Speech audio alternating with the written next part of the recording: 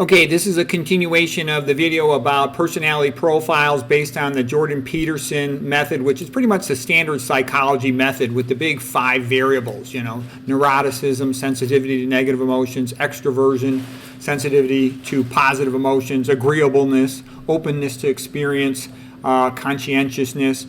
And this is an updated version because I looked at this and, it's a good start, but most things in college psychology are a joke.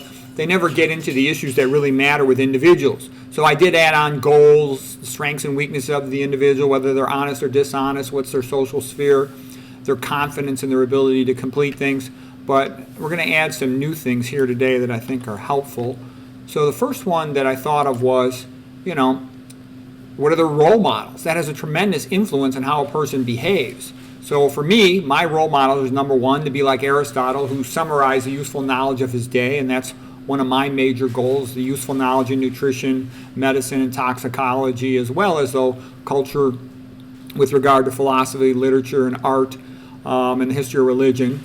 Also, other role models, for me, again, who had a big influence on me was St. Thomas Aquinas, with the idea that faith and reason go together. In my opinion, you can't really have good science without religion. A lot of people will say, oh, you don't need religion at all to have science, but that's not true. Because if you don't have the moral foundation of religion, there's no incentive to tell the truth. And in modern science, what you really have is primarily big corporations paying scientists to generate the results they want to sell their products. So it's bogus science. Most of the science done today in most of the medical journals is bogus. It's not clinically useful. And I don't see any evidence of that continuing. Most of the nutrition research is not useful. The big corporations own the journals, they own the scientists, and they just publish advertising. So that it takes extra experience and savvy to figure out what's true or not. So to have good religion, to have good science, you need religion. Christianity provided the foundation out of which the modern scientific method arose, and there's good reason for that. There's a reason why I came from Christianity, the Catholic Church, and not from any other group or culture, because it promotes that. The 10 Commandments and the whole process of valuing the individual. Other things that affect a person is the books they read, because basically what a person's reading is a guide to what they're thinking about. A lot of people, they're illiterate and stupid, they never read anything. But I know myself, like I was interested in writing a paper on the kidney, so I bought 3 books on the kidney. In the process of moving, I lost all 3 books. I haven't found them yet. Maybe they're in the few bags I haven't unpacked yet. I'll look for them because I wanted to get into some details about kidney function. But what I'm saying is I know my reading corresponds to whatever I'm thinking about. So asking a person what they're reading about, that's a big part of it, okay? Also, who you talk to the most. For example, when I'm at work, I talk to other doctors, and we usually talk primarily about, complex imaging, complex disease, and we talk about nutrition too, and our own personal health and stuff like that, but that's what we talk about the most. Outside, I'll talk to patients too. Patients is usually, getting past introductory or talking about their diseases. The books you're writing, okay, like if I'm interested in writing a book, then I'm all over whatever that subject is for those couple of months that I'm putting the book together. Okay, so these are all things that you need to know to figure out a person's personality, where they're at. And Jim Rohn used to say, the only thing that's going to be different about you a year from now is the 5 people you talk to the most, the 5 whatever books you read the most, and whatever you do.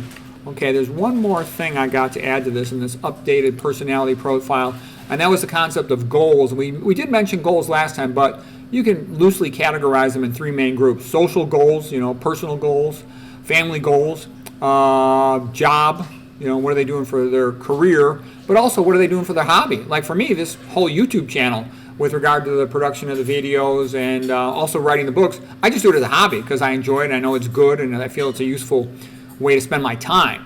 But anyway, so what I'm kind of saying here is I think you need all of this stuff to have a reasonably accurate sense of a person's personality. And I think that sort of vague, open-ended agreeableness, extroversion, neuroticism, high conscientiousness, openness, experience, that's pretty, you tell me that, I really can't tell you much about a person. But you tell me the books they're reading, you tell me who their role models are. My other role model was Isaac Newton. Those are my 3 biggest role models. Aristotle, St. Thomas Aquinas, who unified faith and reason, the Aristotelian view of Christianity, as the foundation, the moral foundation. So sort of the moral foundation was Christianity, and then the Aristotelian perspective on objective obtaining of information and study, that works together perfect. It is that Aristotelian version of Catholic Christianity that led to the Renaissance and that led to the modern scientific method. Okay, and then the other person I would put as my big three in my big three role models would be Isaac Newton. And what I loved about Isaac Newton is he just sat down reading and figured out, the most important work ever done in physics, and optics, gravitation, and whatnot. And what I'm trying to say is the best work you'll typically see is done by really smart people who study the literature in one or two or several adjacent fields, and then they connect everything. You don't need to spend any money for it. You just need to have a person who's smart and motivated, and they can do that. Versus you can give $1 billion to a bunch of industry-funded people, and they'll never find anything useful. Look at all the money that's been spent, since 1970 in the research on cancer, the research on Alzheimer's, the research on a lot of prominent diseases, hypertension, and almost nothing useful has come out of that. Okay, so versus, you get a smart guy, sits down and starts reading, Dr. McDougall, Nathan Pritikin, okay, they do extraordinary things. So anyways, that was just a more detailed summary of how to, and one other thing, there's another thing on this page I forgot to mention, religion.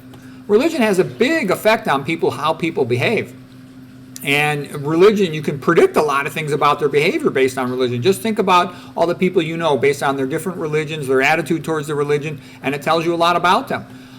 Religion, comes from the Latin word like legare, right? Legare. Legare is to ligate, to tie together, to tie people together. And it's a useful thing. I know that if somebody knows the Bible, I can immediately have a bunch of sayings and jokes and other things and stories, and they're all going to know them. A bunch of idiomatic references, allusions, that they're going to get all of them. So anyways, this was a more detailed way to look at personality. And if you haven't seen the earlier video, please watch that. That gives the introductory foundation to this talk. So anyways, hope you found that useful.